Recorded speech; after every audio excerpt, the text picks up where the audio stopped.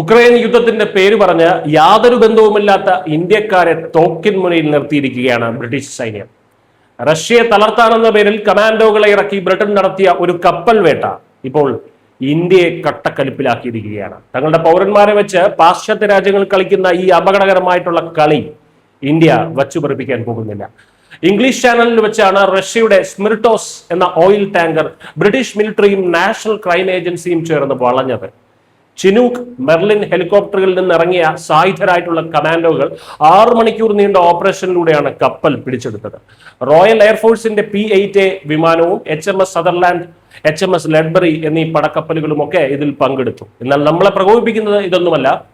ഈ കപ്പലിലുണ്ടായിരുന്ന 24 ജീവനക്കാരിൽ 22 പേരും ഇന്ത്യക്കാരാണ്. ഇതിൽ 38 വയസ്സുള്ള ഒരു ഇന്ത്യൻ നാവികനെ അന്താരാഷ്ട്ര ഉപരോധം ലംഘിച്ചു എന്ന് ആരോപിച്ച് ബ്രിട്ടൻ അറസ്റ്റ് ചെയ്ത് കടുത്ത ചോദ്യം ചെയ്യലിന് വിധേയമാക്കുകയാണ്. ബാക്കിയുള്ള ഇന്ത്യക്കാരെ കപ്പലിൽ തന്നെ തടഞ്ഞു വെച്ചിരിക്കുകയാണ്. റഷ്യൻ പ്രസിഡന്റ് വ്ളാഡിമിർ പുടിന് കിട്ടിയ വലിയൊരു തിരിച്ചടിയാണ് ഇതെന്നാണ് ബ്രിട്ടീഷ് പ്രധാനമന്ത്രി കീർ സ്റ്റാമർ ഇതിനെ വീമ്പിളക്കുന്നത്. കാമറൂൺ രാജ്യത്തിന്റെ പതാക വച്ച് സഞ്ചരിക്കുന്ന ഈ കപ്പൽ റഷ്യയുടെ രഹസ്യ ഷാഡോ ഫ്ലീറ്റിന്റെ നിഴൽ കപ്പൽ വ്യൂഹത്തിന്റെ ഭാഗമാണെന്നാണ് ബ്രിട്ടന്റെ വാദം. കഴിഞ്ഞ ഒക്ടോബറിൽ തന്നെ ബ്രിട്ടൻ ഈ കപ്പലിന് ഉപരോധം ഏർപ്പെടുത്തിയിരുന്നു. ലോകമെമ്പാടുമായി റഷ്യയുടെ 700ഓളം ഇത്തരം രഹസ്യ കപ്പലുകൾ പ്രവർത്തിക്കുന്നുണ്ട്. റഷ്യയുടെ 75% എണ്ണ വ്യാപാരവും നടക്കുന്നത് ഇതിലൂടെയാണ്. റഷ്യൻ സൈന്യത്തോട് നേരിട്ട് മുട്ടാൻ ഭയക്കുന്ന ബ്രിട്ടൻ ഉപജീവനത്തിനായി റഷ്യയുടെ എണ്ണക്കപ്പലുകളിൽ ജോലി ചെയ്യുന്ന പാവപ്പെട്ട ഇന്ത്യൻ തൊഴിലാളികളെ കടൽ കൊള്ളക്കാരെ പോലെ ആക്രമിച്ച് തങ്ങളുടെ ഹീറോയിസം കാണിക്കുകയാണ്.